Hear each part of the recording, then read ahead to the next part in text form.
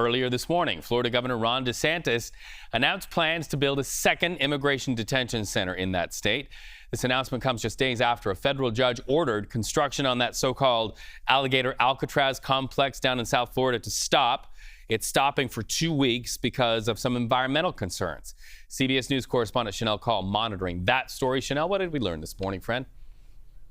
Well, hey, Reed, good to see you. So this new detention facility will be at a prison in North Florida, and the governor has dubbed this Deportation Depot. Now, this facility will be at the Baker Correctional Institution in Sanderson. This is about 45 miles west of Jacksonville. It's also notably near the Lake City Gateway Airport, which the governor today, Reed, said would basically enable deportation flights from there.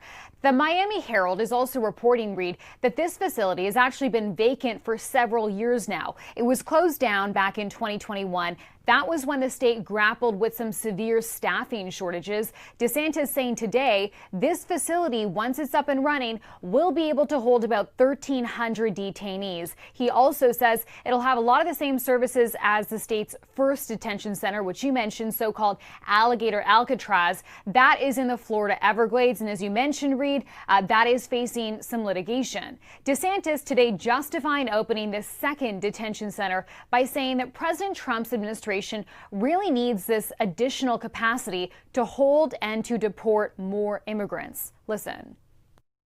I think that this is going to be value added. There is a demand for this. As I said, I didn't want to set up something and then have like 30 people here. I want to make sure there. I'm confident that it will be filled, and I'm confident that DHS is really stepping up to do the removal operations and to get the flights going.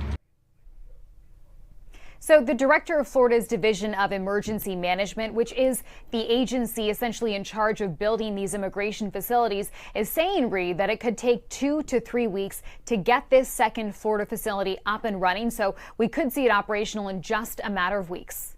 Shanelle, thank you so much.